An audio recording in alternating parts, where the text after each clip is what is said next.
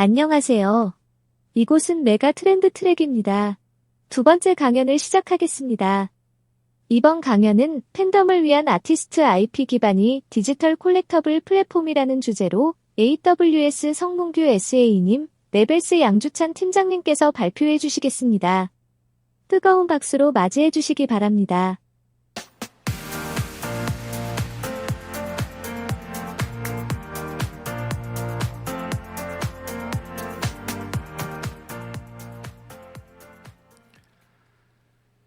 안녕하세요. 반갑습니다. 오늘 팬덤을 위한 아티스트 IP 기반의 디지털 콜렉터블 플랫폼 발표를 맡게 된 AWS의 솔루션즈 아키텍트 성문규입니다. 오늘 3년 만에 서울 서밋이 개최가 되었는데요.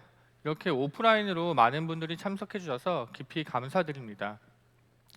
오늘 기술뿐만 아니라 트렌드까지 두 마리 토끼를 다 잡으실 수 있도록 굉장히 재미있는 주제들로 이야기가 꾸며져 있으니 많이 기대해 주시고 끝까지 경청해 주시면 좋겠습니다. 오늘의 아젠다입니다.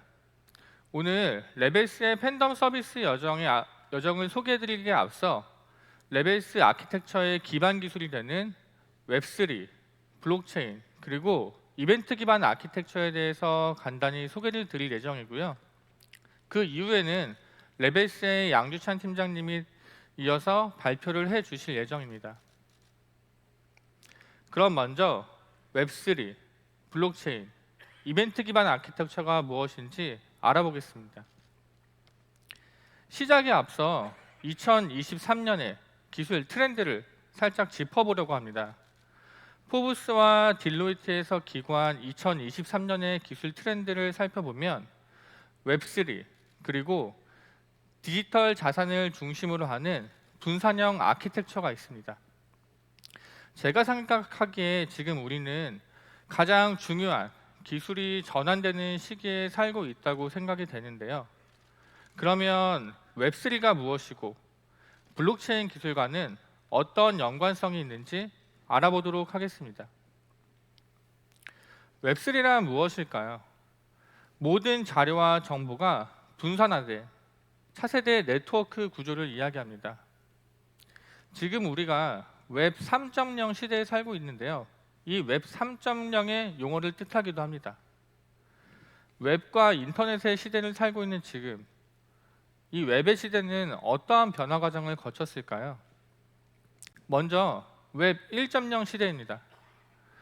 90년도에 출현한 인터넷은 정보 탐색과 이메일을 통해서 의사소통을 가능하게 했습니다.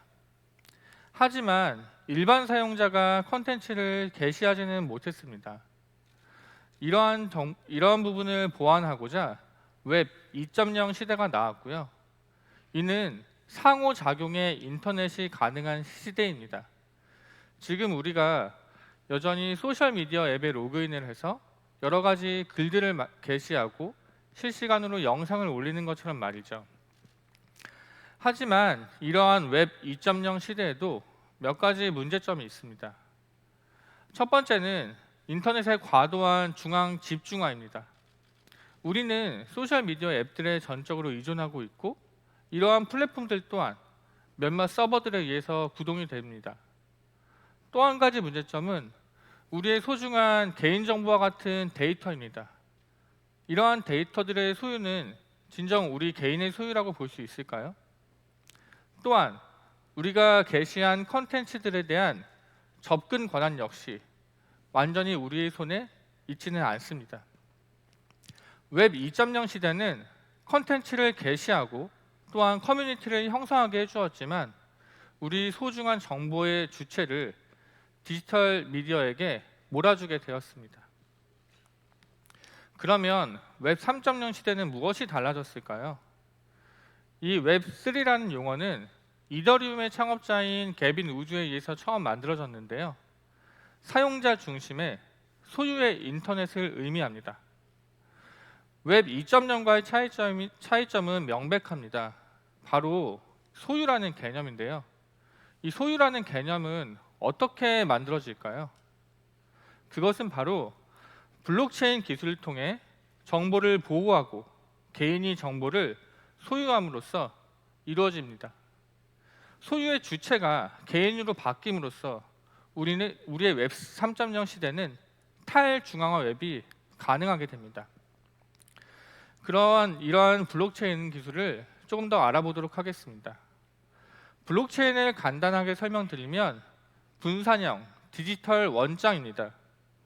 시스템 내에서 여러분들이 사용하는 데이터들, 가치 있는 데이터들이 사용자 사이를 오고 갈 때 디지털 방식으로 이 가치들을 기록하고 추적하게 됩니다. 블록체인 기술은 거래 정보나 데이터를 서로 간에 연결된 이런 블록 형태로 저장을 하게 됩니다. 블록체인은 노드 네트워크에서 운영이 되는데요. 지금 화면에 보시는 것처럼 복잡하게 얽혀진 블록체인 네트워크가 운영이 됩니다. 노드는 블록체인 네트워크에서 발생한 모든 트랜잭션의 사본을 가진 컴퓨터라고 이해하시면 됩니다. 노드의 역할은 새로운 트랜잭션이 발생할 때마다 이것이 진짜인지 집합적으로 확인하는 것입니다. 이렇게 블록체인은 거래 정보를 기록한 원장 데이터를 중앙의 서버가 아닌 참가자들이 공통으로 기록하고 관리하는 것을 의미합니다. 분산 처리와 암호화 기술을 적용하여 높은 보안성을 확보하는 한편 거래 과정의 신속성과 투명성을 특징으로 하고 있습니다. 이렇게 블록체인은 웹3의 기술을 가장 잘 뒷받침할 수 있는 기술 요소로 봐주시면 되고요. 이러한 블록체인과 웹3 기술은 이 클라우드 안에서 빠르고 신속하게 개발할 수 있습니다. 그러면 이러한 웹3와 블록체인 기술을 사용해서 시스템을 개발할 때 어떻게 설계하는 것이 가장 좋을까요? 정답은 이벤트 기반 아키텍처입니다. 작년 2022년 AWS 리인벤트 기조연설 행사에서 아마존 CTO인 버너 보겔스는 이렇게 이야기했습니다. 세계는 비동기적이다. 이벤트 기반 아키텍처로 느슨하게 결합된 시스템을 구성해야 된다. 라고 말입니다. 이벤트 기반 아키텍처는 무엇일까요? 바로 상태 변화에 대응하는 설계 패턴을 의미합니다. 이러한 이벤트 기반 아키텍처를 바탕으로 미래지향적인 시스템을 설계하게 되면 어느 시스템의 구성 요구에 장애가 발생하거나 또한 교체가 발생할 때 이러한 시스템이 정상적으로 잘 작동하도록 해줄 수 있습니다. 지금까지 웹3와 블록체인 그리고 이벤트 기반 아키텍처에 대해서 알아보았는데요. 오늘 이러한 기술들을 바탕으로 디지털 콜렉터블 플랫폼 서비스를 하고 있는 레벨스의 양주찬 팀장님을 모시고 좀 더 자세한 이야기를 들어보도록 하겠습니다.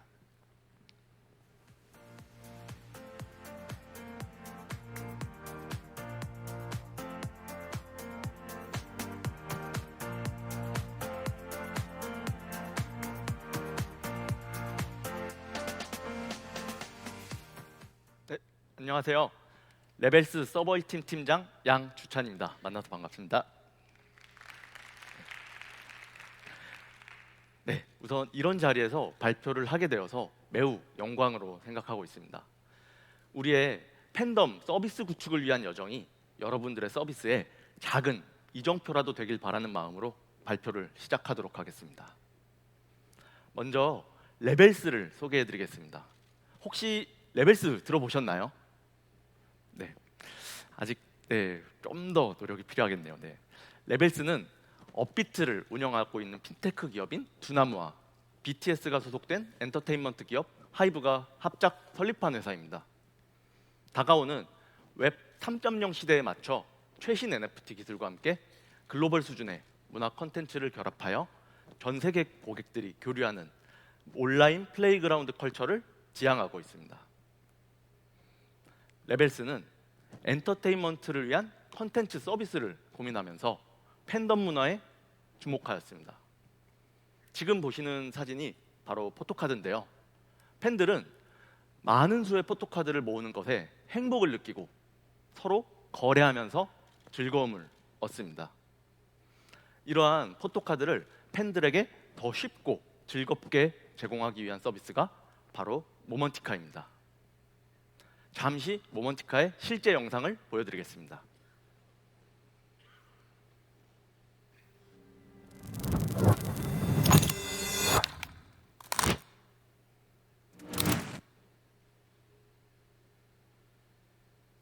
I am fearless.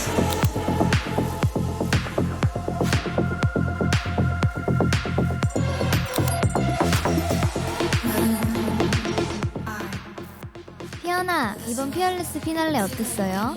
새로운 시작을 함께 해준 것처럼 피날레도 함께 장식해줘서 고마워요.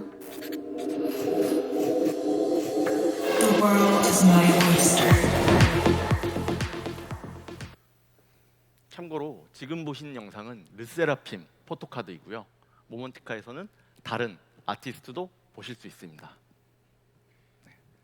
모먼티카는 디지털 컬렉터블을 지향합니다.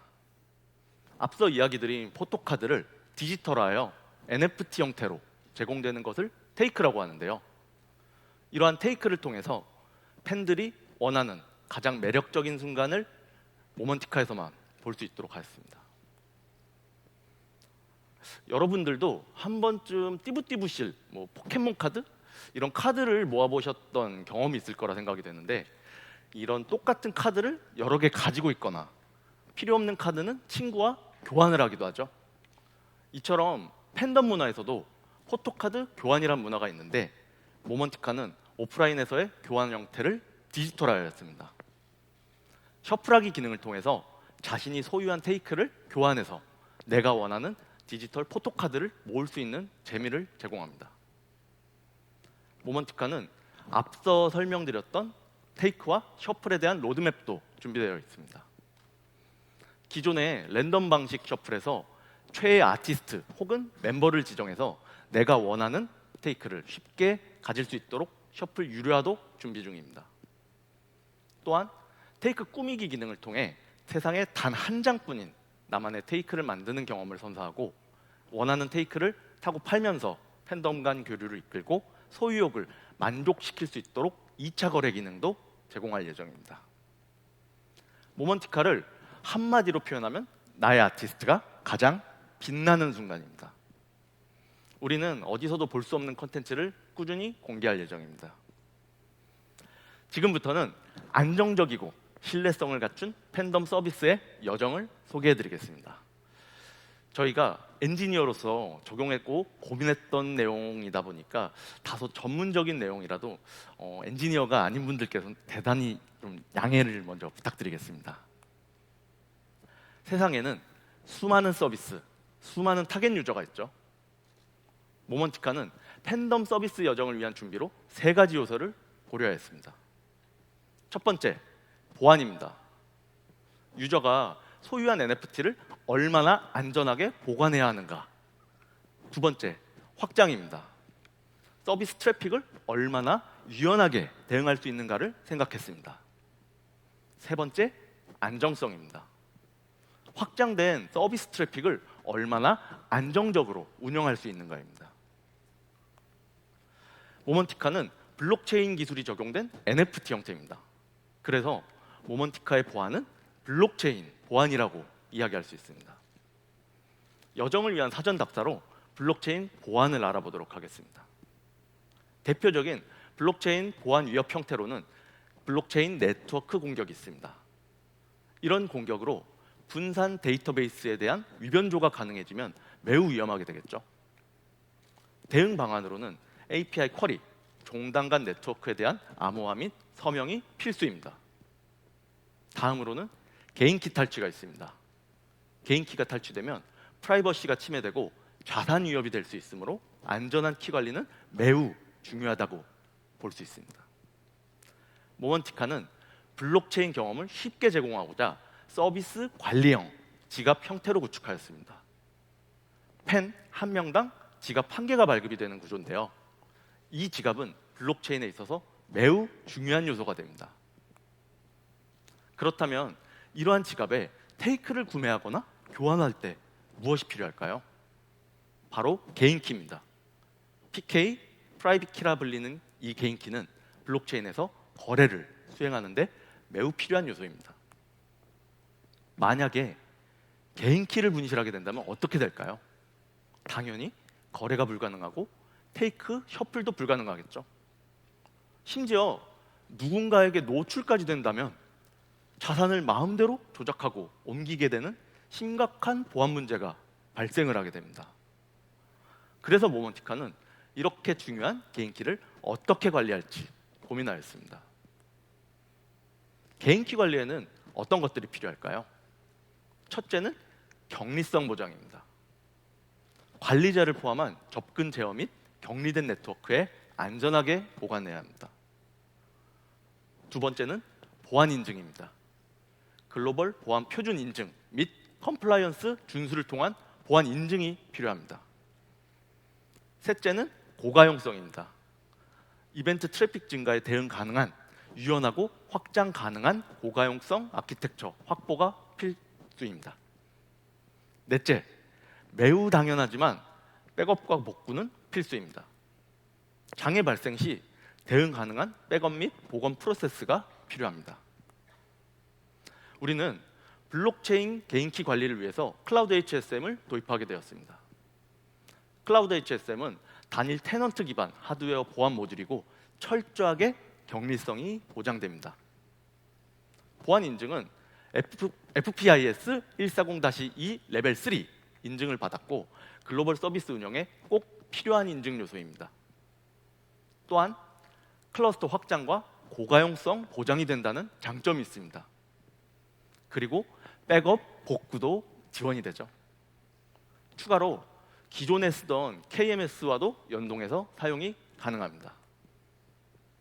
블록체인 개인키 관리를 위한 클라우드 HSM은 다음과 같은 아키텍처로 구성되어 있습니다. 클라우드 내 격리 VPC에 클라우드 HSM 클러스터를 올려놓고 KMS를 연동한 형태로 사용하고 있습니다. 이렇게 격리화된 클라우드 HSM과 KMS를 연동해서 개인키의 저장과 안복화를 구성하고 있습니다. 격리화 구성에는 안전한 보안 아키텍처가 필요합니다. 우선 서비스 메시가 필요하죠. 서비스 메시란 네트워크 허용과 허용되지 않은 네트워크 차단 등 네트워크 컨트롤을 용이하게 하는 서비스입니다. 바로 프라이빗 VPC 간 네트워크 서비스 메시가 필요합니다. 다음은 인증입니다. 서비스 메시를 통해 네트워크를 주고받을 때 전송 계층 간 상호 인증도 필요하죠. 마지막으로 인증서 갱신입니다. 인증을 위한 인증서는 필수인데요. 이런 인증서는 주기적인 갱신을 하면서 관리를 해야 더 안전하게 인증을 할 수 있습니다. 보안 아키텍처를 위해서 이스티오 기반의 프라이빗 네트워크 서비스 메시와 MTLS를 도입하였습니다. 이스티오는 네트워크 기능을 보다 유연하고 쉽게 자동화할 수 있는 현대화된 서비스 메시입니다. 우선 계정 간 통신 시 네트워크 정책 등을 통하여 계정 간 격리성을 보장할 수 있게 해줍니다. 이러한 격리성을 통해서 프라이빗 VPC 간 서비스 메시를 구축하고 있습니다. 그리고 이스티오에서는 전송 계층 상호 인증이 가능한데요.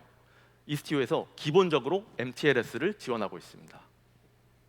보다 안전한 통신을 위해 MTLS를 도입하였고 이런 MTLS 인증서의 갱신을 위해서 설트 매니저도 함께 도입하였습니다.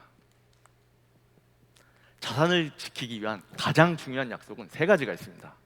첫째는 보안, 둘째도 보안, 셋째도 보안입니다. 자산을 지키기 위한 노력은 계속 진행하고 있습니다. 팬덤 서비스 여정은 마치 공연 준비와도 같습니다. 사진처럼 공연장을 짓고 준비를 하는 시작 단계입니다. 아직은 횡하죠. 모먼티카에서는 어떤 아키텍처가 필요할까요? 첫 번째는 글로벌 서비스입니다. 요새 K-팝이 매우 인기가 많죠. 모먼티카는 글로벌 팬덤을 지향하는 서비스입니다. 아티스트를 위한 글로벌 앱 배포는 더욱 필수가 되겠죠. 두 번째는 이벤트 트래픽입니다. NFT 판매, 신규 아티스트 드롭 같이 서비스 트래픽도 중요하겠지만 더불어 아티스트 앨범 발매 등 이런 이벤트 트래픽에 대한 대응도 필수입니다. 세 번째는 유연한 확장성입니다. 앞서 말한 트래픽 대응을 위해서는 유연한 확장이 필수가 되겠죠. 그래서 컨테이너 기반의 안정적이고 유연한 아키텍처를 고려하게 되었습니다. 그래서 우리는 EKS 기반의 이벤트 드리븐 아키텍처를 도입하게 되었습니다. EKS는 관리형 쿠버네티스로 손쉽게 클러스터 구성이 가능하고, EKS는 서비스를 쉽게 배포, 관리가 가능한 점이 있습니다. 그리고 오로라, MSK 등의 AWS 서비스를 쉽게 연동할 수 있는 장점도 있습니다. 여기에 앞서 이벤트 트래픽에 대응하기 위해서 EKS 클러스터의 오토스케일러를 구성하였습니다. 간단하게 오토스케일링이란 서비스 부하에 따라 자동으로 서버 인스턴스의 수를 느리고 줄여서 자동으로 스케일을 조절을 하는 서비스입니다. 이제 공연장에 팬들이 조금씩 모이고 있습니다. 관심 단계입니다.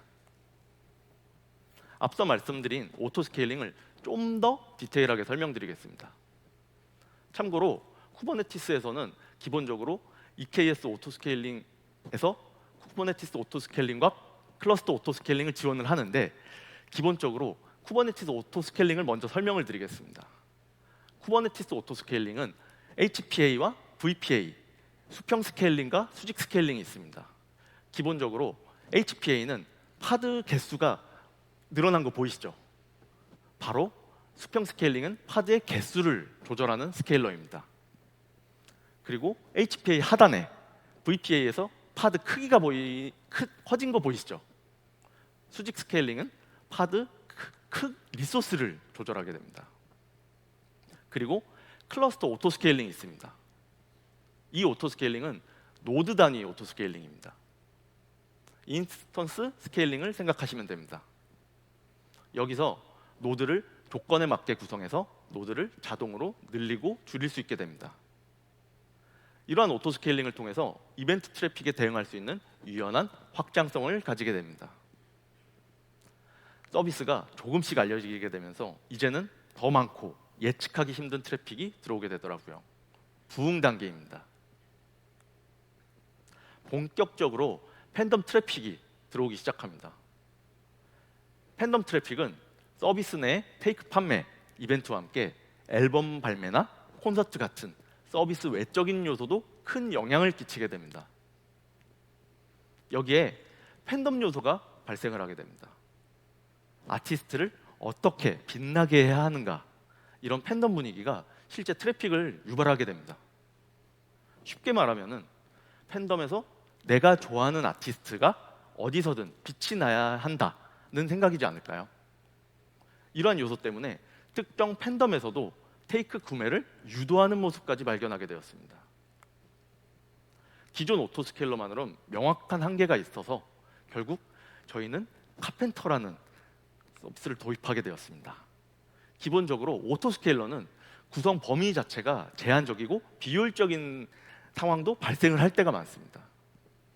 인스턴스 타입 선택 설정에도 번거로움이 많이 발생을 하였고, 클러스터에서 AWS로 리소스 요청 단계를 거치다 보니 빠르게 대응하기 힘든 점도 있었습니다. 여기서 저희가 카펜터를 도입하게 되었습니다. 카펜터는 오픈소스 고성능 클러스터 오토스케일러이며 보다 유연하고 효율적인 스케일링이 가능합니다. 카펜터는 프로비저너 프로필이라는 형태를 사용하게 되는데요. 이런 프로비저너 프로필은 리소스, 인스턴스 유형, 용량 등을 정의해서 다양하게 노드 구성이 가능한 장점도 있습니다. 이런 프로비저너 프로필을 통해서 카펜터 스스로 인스턴스를 선택을 해서 리소스를 효율적으로 사용하고 비용을 최소화하는 장점도 있습니다. 그리고 필요에 따라 노드를 동적으로 생성하고 사용하지 않는 노드는 자동으로 삭제를 즉시 수행하게 되는데, 이러한 기술을 Just in Time, 즉시라 부르고 있습니다. 그리고 카펜터는 자체 빈 패킹을 통해서 리소스 기반으로 노드의 파드를 최적화해서 배치하게 됩니다. 사실 쿠버네티스에도 이미 리소스 빈 패킹은 존재를 하는데요. 하지만 카펜터는 빈패킹의 장점에 프로비저너까지 사용해서 앞서 이야기했던 전략적인 구성과 최적화 배치까지 가능한 장점이 있습니다. 카펜터는 유연한 오토스케일러입니다. 간단한 예로 코드를 준비해왔습니다. 좌측 그림에서 클러스터 내에 카펜터 프로비저너 2개가 보이시죠? 프로비저너는 존, 인스턴스 타입, 용량 등을 자유자재로 선택할 수 있습니다. 우측 코드는 좌측 프로비저너를 실제 코드로 구현한 예시입니다. 프로비저너 설정으로 원하는 인스턴스 타입 구성이 가능합니다. 이러한 프로비저너는 매니페스트 형태로 즉시 배포가 가능하고 카펜터에서 바로바로 반영이 됩니다. 카펜터가 노드에 파드를 배치하는 예도 보여드리겠습니다. 좌측 상단은 앞서 말씀드린 프로비저너를 하이 프라이어리티, 로우 프라이어리티로 구성한 예시입니다. 그리고 좌측 하단은 하이 프라이어리티 노드 프로비저너를 찾는 코드입니다. 보시는 것과 같이 노드 어피니티에서 노드 셀렉터 텀즈를 통해 하이 프라이어리티 노드를 찾는 코드입니다. 우측 그림은 하이 프라이어리티 노드의 상세 정보를 보여주고 있습니다. 자세히 보시면 하단 쪽에 프라이어리티는 하이인 부분 보이시죠?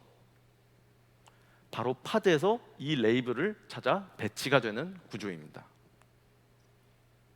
카펜터를 EKS에 구성할 때는 몇 가지 고려할 사항이 있습니다. 기본적으로 쿠버네티스 파드 매니페스트에서는 리퀘스트, 파드 배포를 위한 최소 요구 용량과 리밋, 파드에서 소비할 수 있는 최대 용량을 기억하셔야 됩니다. 우선은 카펜터에서 노드를 오토스케일링할 때 필요한 리소스 수량 계산을 위해선 리퀘스트, 파드 최소 용량을 명시하는 것이 필수입니다. 리퀘스트를 명시하지 않는다면 리소스 계산이 힘들어질 수 있습니다. 그리고 빈패킹은 명시된 리소스 기준으로 이루어진다는 것을 기억하셔야 합니다. 다음으로 메모리 같은 경우에는 오버커밋 같은 문제를 예방하기 위해서 리밋과 리퀘스트 값을 동일하게 설정하는 것을 권장합니다. 의미 없는 리소스 낭비는 피해야죠. 마지막으로 운영상 확실한 파드 스케줄링과 선점을 위해서는 QoS 버스터블보다는 개런티드를 권장드립니다. 앞서 이야기드린 리밋과 리퀘스트 값 동일 설정과도 연관된 이야기인데요. 쿠버네티스는 노드 리소스의 효율적인 관리를 위해서 자체 파드, 스코어, 점수를 매겨서 우선순위를 부여하게 됩니다. 우선순위는 개런티드, 베스트 이포트, 버스터블 세 가지가 있는데요. 개런티드는 리퀘스트가 리밋과 같다. 베스트 이포트는 리퀘스트나 리밋이 없다. 그리고 버스터블은 앞선 두 케이스에 속하지 않는, 예를 들어서 리퀘스트보다 리밋이 큰 경우를 의미하는 것입니다. 이런 우선순위는 파드의 축출 순으로 보자면 개런티드, 버스터블, 베스트 이포트 순으로 자원 사용이 보장됩니다. 이런 점도 잘 기억해서 운영하셔야 됩니다. 어느 정도 대응이 잘 되고 있었는데 정말로 왜 발생했는지 알기 힘든 트래픽까지 오게 됩니다. 이러한 예측 불가 트래픽을 대응하기 위한 여정입니다. 팬덤 트래픽에서는 예측할 수 없는 요소도 발생할 때가 있습니다. 특정 국가에서 갑자기 트래픽이 증가하는 케이스도 있는데요. 일본이나 대만에서 공연, 어워드, 팬 이벤트가 이런 케이스입니다. 심지어 갑자기 일본이나 대만에서 예고 없이 예능에 출연하거나 방송에 출연한다면 어떨까요? 실제로 가끔 이런 상황도 있습니다. 그리고 커뮤니티 등에서 파악할 수 없는 트래픽도 발생을 하게 됩니다. 인플루언서의 서비스 사용 사례 혹은 NFT 커뮤니티 고lưu 사례도 있습니다. 정말 힘들게 추적해서 알아낸 케이스가 하나 있는데, 말레이시아 텔레그램 NFT 방에서 모먼티카를 공유한 케이스도 있었습니다. 이런 예측할 수 없는 팬덤 트래픽은 어떻게 대응해야 될까요? 우리는 항시 트래픽을 대응할 수는 없죠. 예측 불가능한 이벤트 트래픽이 들어오면 이럴 때는 서비스 스스로 대응할 수 있는 능력도 필요합니다. 트래픽은 곧 리소스의 증가입니다. 예측할 수 없는 트래픽이 발생하면 예측할 수 없는 리소스가 발생이 됩니다. 예를 들어서 갑자기 예측 불가 트래픽이 발생하고 CPU가 80% 이상 사용을 하게 된다면 파드 개수나 용량을 더 늘려야 되는데, 만약에 내가 운전을 하고 있거나 인터넷이 안 되는 곳에 있다면 이런 상황은 언제든지 일어날 수 있습니다. 그래서 캐다를 도입하게 되었습니다. 캐다는 이벤트 기반 오토스케일러입니다. 간단하게 이야기하면 이벤트를 감지하여 자동으로 스케일링이 된다고 볼 수 있습니다. 캐다는 다양한 이벤트의 트리거 형태를 지원하는데요. 트리거 유형은 CPU나 메모리 같은 리소스, MySQL, 레디스, 카프카 등의 데이터 형태, 데이터독 등의 매트릭 등 수많은 스케일러 타입을 지원합니다. 트래픽은 리소스를 증가시키므로 곧 트래픽은 이벤트 트리거를 의미할 수 있겠죠. 이런 이벤트 트리거는 스케일드 오브젝트라는 객체에 기록하게 되는데요. 이 스케일드 오브젝트는 일종의 명세입니다. 트리거 규칙 및 이벤트 소스와 같은 정보 등으로 파드의 스케일링을 제어하게 됩니다. 그림에서 보시는 것처럼 노드의 수가 2배 이상 증가했을 때에는 파드를 어떻게 늘려야 될까요? 바로 캐다를 통해 이벤트 기반으로 스케일링이 가능합니다. 캐다 트리거 사용에 대한 스케일드 오브젝트 예제입니다. 좌측 매니페스트는 크론 트리거 이벤트입니다. 크론은 간단하게 시간 기반 스케줄러죠. 크론 문법으로 오전 11시 20분부터 오후 2시까지 파드를 10개로 늘린다라고 적어놓은 코드입니다. 그 상단에는 최대 파드, 최소 파드, 그리고 폴링 간격 등을 적어놨습니다. 그러면 오후 12시에는 어떻게 될까요? 파드가 10개로 돼 있겠죠. 그렇다면 오후 4시에는 파드가 4개로 돼 있겠죠.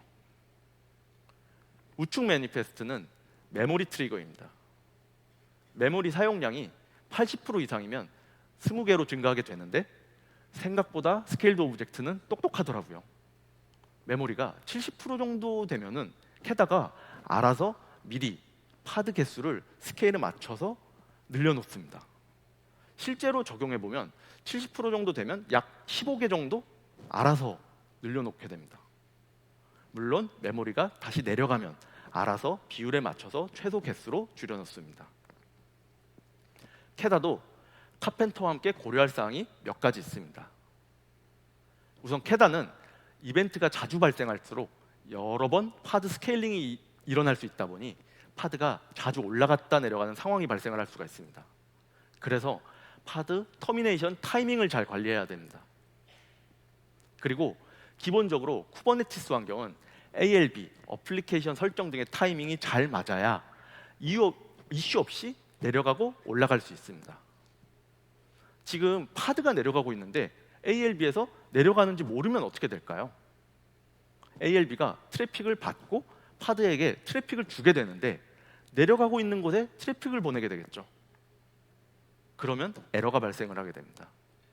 이러한 에러 방지를 위해서 서로 잘 맞는 파드 터미네이션 상태를 잘 관리해야 됩니다.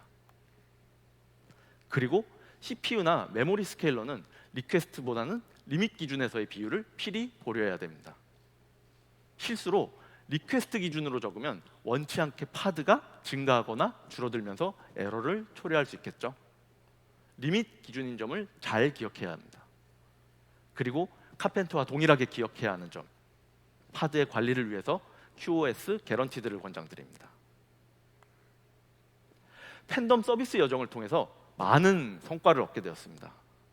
초기 서비스 오픈 이후에 DAU는 최대 15만 이상 증가, 피크 최대치 수용 비율은 최대 200% 증가, 그에 비해서 비용은 최대 65% 이상 절감, 트래픽 대응을 위한 오토 스케일링은 최대 3배 더 빨라졌습니다.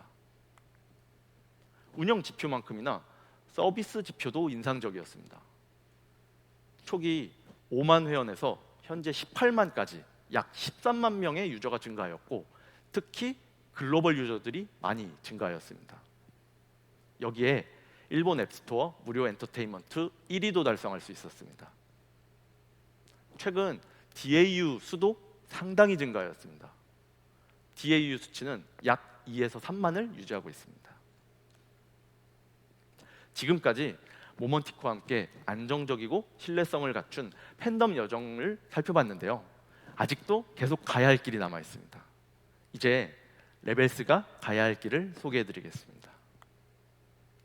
레벨스의 다음 플랜은 모먼티카 서비스 확장과 팬덤 데이터 분석입니다. 모먼티카는 꾸준히 서비스를 확장하려 합니다.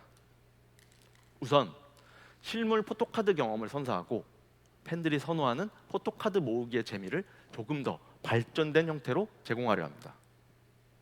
그리고 디지털 포토카드는 모바일이나 태블릿 등 다양한 형태 및 기능을 통해서 소장의 경험을 온라인화하고자 합니다. 현재는 위젯, 락스크린 등으로 다양하게 테이크를 제공하고 있고 차후 애플워치, 갤럭시 워치 등에도 테이크를 제공하려고 합니다. 정리하자면 감상하기, 꾸미기, 자랑하기, 교환하기 기능 등을 통해서 오프라인 경험의 온라인 경험화 및 보완을 제공하며 거래하기, 커뮤니티, 부가 혜택 등을 통해 온라인만의 차별화 경험을 제공할 예정입니다. 팬덤 데이터 분석도 준비 중입니다. 현재 모먼티카는 일부 커뮤니티와 소셜미디어에서 팬덤 반응을 모니터링하고 있는데요. 나아가 더 많은 커뮤니티, 페이스북, 인스타그램 등의 수많은 영역까지 함께 분석하려고 합니다. 데이터는 분석을 위한 효율적인 도구 도입도 필수인데요. 수집한 팬덤 데이터를 기반으로 아테나, 글루, 퀵사이트 등을 이용해서 데이터 레이크를 구축 준비 중입니다. 이러한 팬덤 데이터 분석을 통해서 팬덤을 더 잘 이해하고 서비스의 가치와 방향을 얻고자 하는 목적도 있습니다. 준비한 발표는 여기까지입니다. 언젠가 다음 여정이 될 때 다시 소개할 수 있는 기회가 왔으면 좋겠네요. 저는 여기서 인사드리고 성문규 에세이님이 마지막 마무리를 해주시겠습니다. 감사합니다.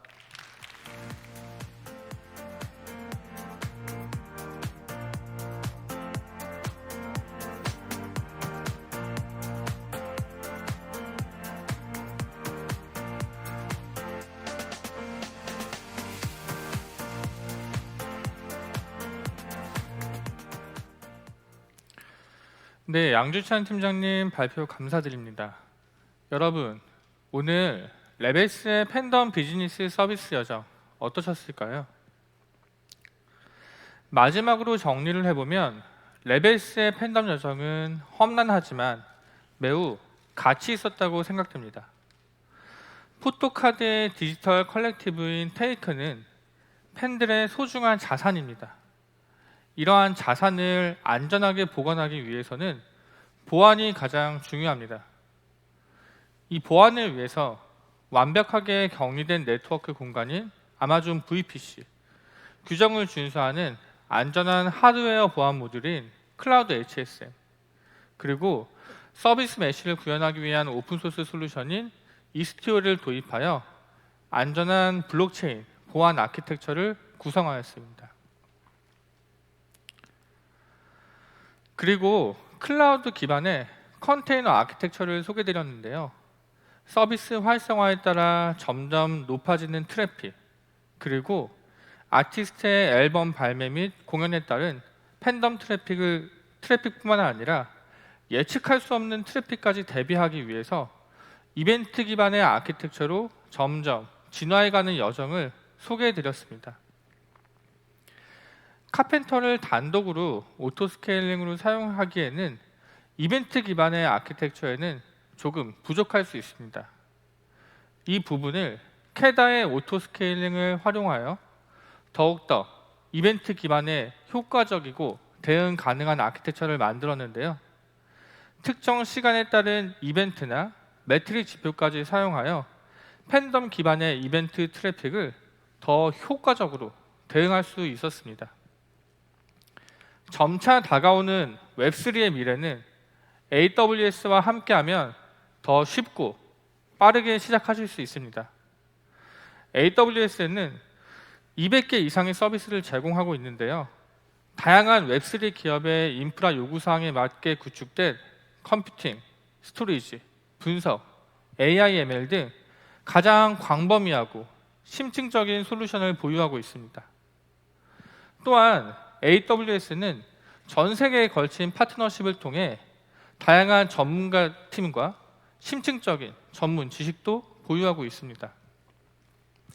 99개의 가용 영역, 31개 지역에 걸친 글로벌 인프라스트럭처는 웹3 기업이 높은 가용성과 도달 범위로 구축 및 성장할 수 있도록 지원합니다.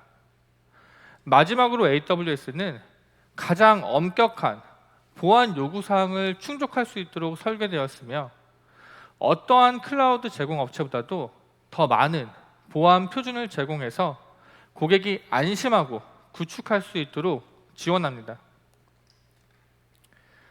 AWS가 웹3와 블록체인에 대한 한 가지 미션이 있습니다. 바로 이 분야의 개발자들이 보다 효과적인 도구로 세계적인 수준의 보안으로 솔루션을 구축할 수 있도록 지원하여 인터넷을 재정의할 수 있도록 힘을 실어주는 것입니다. 저희 발표는 여기까지입니다.